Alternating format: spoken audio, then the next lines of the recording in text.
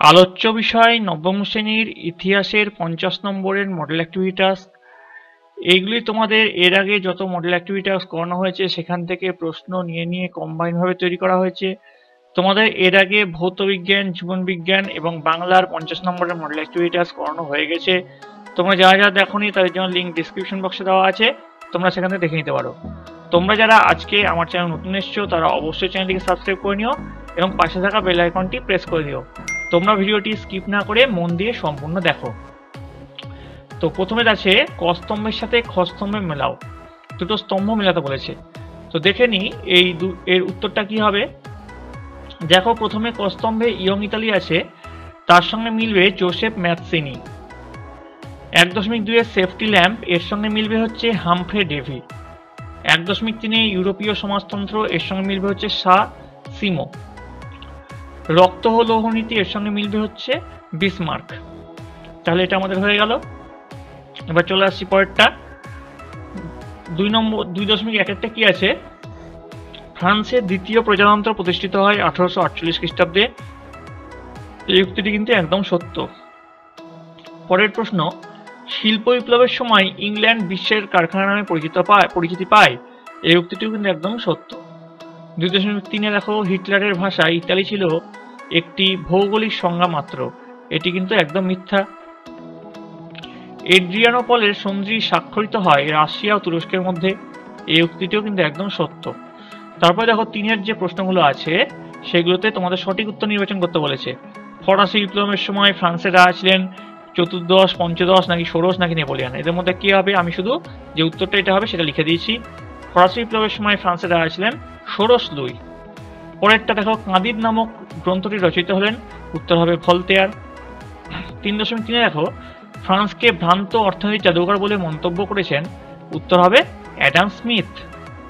পরেরটা দেখো, 1861 খ্রিস্টাব্দে মুক্তির ঘোষণাপত্র দ্বারা ভূমিদাস প্রথা উচ্ছেদ হয়েছিল, কোথায় হয়েছিল, রাশিয়াতে হয়েছিল।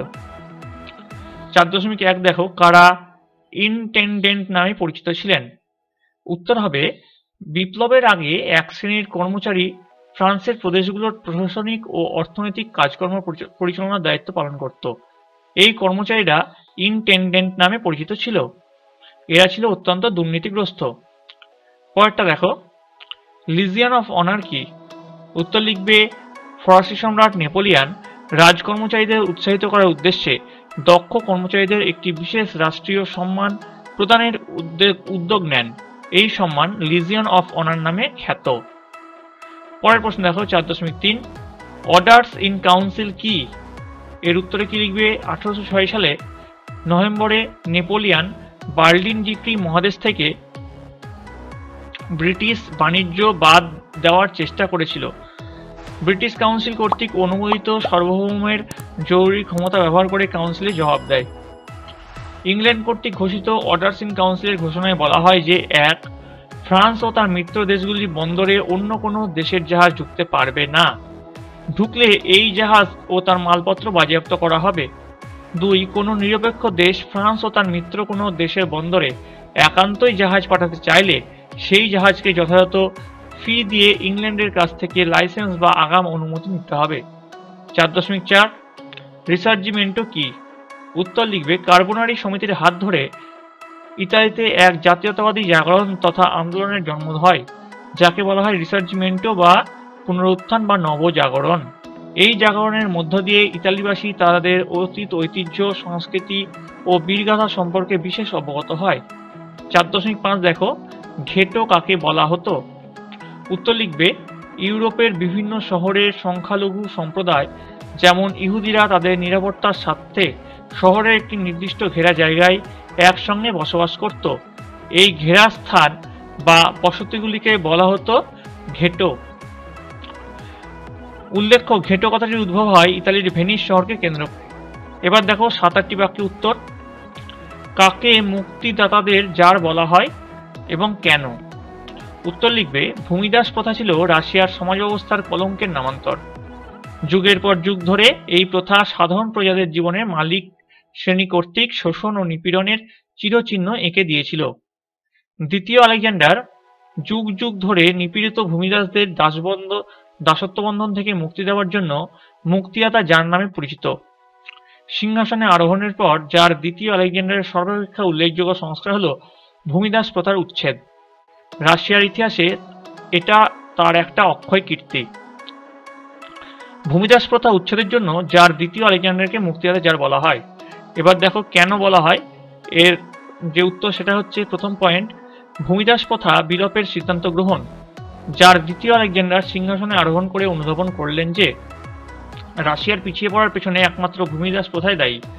রাশিয়ার আইন অনুসারে ভূমিদাস প্রথাগণ ছিল মালিকের ব্যক্তিগত সম্পত্তি। মালিকেরা তাদের নিলামে বিক্রয় অথবা শারীরিক নিপীড়ন করলে রাষ্ট্র তাদের বাধা দিত না। ভূমিদাসরা বংশানুক্রমে ভূমিদাসের কাজ করত। 2 নম্বর, আলেকজান্ডার কর্তৃক ভূমিদাস প্রথা বিলোপের ঘোষণাপত্র। 1861 সালের 19 ফেব্রুয়ারি মুক্তির ঘোষণাপত্র দ্বারা জঘন্য দাসপ্রথার উচ্ছেদ সাধন করেন।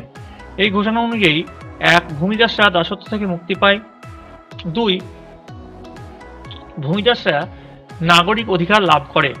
3. জমিদারদের ভূমির একাংশ ভূমিদাসরা পায় এবং কৃষকরা জীবিকা নির্বাহের সুযোগ পায়। 4 নম্বর দেখো, জমিদাররা জমির জন্য ক্ষতিপূরণ সরকারের কাছ থেকে পায়। 5 নম্বর, কৃষকেরা 4 বছরের কিস্তিতে এই অর্থ সরকারকে পরিশোধ করবে। 5.2 দেখো, কোড নেপোলিয়ান বিষয়ে একটি টিকা লেখো। উত্তর, ফরাসি সম্রাট নেপোলিয়ান বোনাপার্টের সংস্কার কর্মসূচির মধ্যে সর্বাপেক্ষা উল্লেখযোগ্য হল কোড নেপোলিয়ান বা আইনবিধির প্রবর্তন। তার শাসনকালের পূর্বে ফ্রান্সের নানা স্থানে নানা ধরনের বৈষম্যমূলক পরস্পর বিরোধী আইন প্রচলিত ছিল। নেপোলিয়ান সমগ্র ফ্রান্সে এক ধরনের ব্যবস্থা চালু করেন। ফ্রান্সের আইন প্রবর্তনের উদ্দেশ্যে 4 জন বিশিষ্ট আইনজীবীর পরিষদ গঠন করেন। এই পরিষদের প্রচেষ্টায় দীর্ঘ 4 বছরের অক্লান্ত পরিশ্রম আইনবিধি সংকলিত হয়, যা কোড নেপোলিয়ান নামে খ্যাত। কোড নেপোলিয়ানের গুরুত্ব কি? প্রথমে হচ্ছে একই আইনের প্রবর্তন। কোড নেপোলিয়ানের সমগ্র ফ্রান্সে এক ধরনের আইন ব্যবস্থা চালু করেন, কোড নেপোলিয়ান। ফলে ফরাসি প্রশাসন একটি সুস্থির রূপ লাভ করে। 2. বিপ্লবের আদর্শকে রক্ষা। ফরাসি বিপ্লবের সময় যে সমস্ত ঘোষণা ও আইনগত ব্যবস্থা প্রবর্তিত হয়েছিল সেগুলি একটি আইন গ্রন্থে সংকলিত হয়। এইভাবে কোড নেপোলিয়ানের প্রবর্তন বিপ্লবী আদর্শ রক্ষিত হয়েছিল। 3. ফরাসি সমাজের বাইবেল হিসেবে স্বীকৃতি। কোড নেপোলিয়ান ফ্রান্সের বুর্জোয়া শ্রেণীর অধিকাংশ মানুষকে সন্তুষ্ট করতে সক্ষম হয়েছিল। এইভাবে ফরাসি সমাজের বাইবেলে এটি পরিণত হয়েছিল। উপসংহার শেষে কি লিখবে? এইভাবে কোড নেপোলিয়ানের মাধ্যমে নেপোলিয়ান বিপ্লবের আদর্শকে বাস্তবায়ন করতে সচেষ্ট হয়েছিলেন। এই আইন সংহিতা কেবল ফ্রান্সই নয়, ফ্রান্সের সীমানা ছাড়িয়ে ইউরোপের বিভিন্ন রাষ্ট্রের স্বীকৃতি পেয়েছিল। এই আইনের মাধ্যমে সকল মানুষের সমান অধিকার প্রতিষ্ঠা করা সম্ভব না হলেও এই বিষয়ে যে আন্তরিক প্রয়াস লক্ষ্য করা গিয়েছিল তা বিশেষভাবে উল্লেখের দাবি রাখে। হিটলারের উত্থানের পশ্চাতে কোন কারণগুলি ছিল? তো উত্তর লিখতে হবে, প্রথম বিশ্বযুদ্ধের পর হিটলারের উত্থানের মূল কারণ ছিল অপমানজনক ভার্সাই সন্ধির শর্ত। প্রথম বিশ্বযুদ্ধের পর জার্মানিকে যুদ্ধের জন্য দায়ী করে ব্যাপক পরিমাণে ক্ষতিপূরণের শর্ত চাপিয়ে দেওয়া হয়েছিল। এই শর্ত জার্মানির পক্ষে মেনে নেওয়া সম্ভব ছিল না। হিটলার ভার্সাই সন্ধির লঙ্ঘনের প্রেক্ষাপট তৈরি করে জার্মান জাতির মন জয় করেছিল।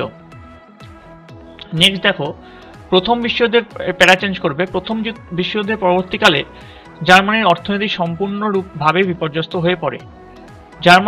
জার্মানিতে ভাইমার প্রজাতান্ত্রিক সরকারের দুর্বলতা নানা দিক দিয়ে ফুটে উঠতে থাকে। দেশে রাজনৈতিক বিশৃঙ্খলা, অর্থনৈতিক সংকট, বেকারত্ব, শিল্প বাণিজ্যের মন্দা, জনস্ফীতি, খাদ্য সংকট, দ্রব্যমূল্য বৃদ্ধি ইত্যাদি নানা সমস্যার কারণে মানুষের জীবন যখন দুর্বিষহ হয়ে ওঠে ও ভার্সাই সন্ধির অপমানজনক শর্তগুলো জার্মানদের মধ্যে গভীর উত্তেজনা ও প্রতিশোধ স্পৃহা জাগিয়ে তুলছে, তখন ইটালির অনুকরণে জার্মানিতেও নাৎসি নামক এক শক্তিশালী দলের উদ্ভব হয়। এই পরিস্থিতিতে অ্যাডলফ হিটলার নামক জার্মানির জনৈক সৈনিক তার মেইন ক্যাম্প বা আমার সংগ্রাম নামক আত্মজীবনীমূলক গ্রন্থে একটি রাজনৈতিক দলের সম্ভাবনার কথা তুলে ধরেন। এই গ্রন্থটিতে তিনি প্রস্তাবিত রাজনৈতিক দলের যে কর্মসূচি ঘোষণা করেন তার মধ্যে উল্লেখযোগ্য হল জার্মান সাম্রাজ্যবাদের পুনঃপ্রতিষ্ঠা, জার্মানি থেকে ইহুদিদের বিতাড়ন এবং গণতন্ত্রের বিলোপ সাধন ইত্যাদি। ছলে বলে কৌশলে ইউরোপের জার্মান ভাষাভাষী মানুষদের নিয়ে বিশাল জার্মান সাম্রাজ্য গঠন করে জার্মানিকে পৃথিবীর সর্বাপেক্ষা শক্তিধর জাতিরূপে গড়ে তোলাই ছিল হিটলারের একমাত্র উদ্দেশ্য। সেই সময় হিটলারের নাৎসিবাদে আকৃষ্ট হয়ে জার্মানির অসংখ্য যুবক যুবতী, কৃষক ও ব্যবসায়ী ও সর্বশ্রেণীর জার্মান তার নাৎসি দলে যোগদান করতে থাকে। পরের প্রশ্ন, এমস টেলিগ্রাম কি?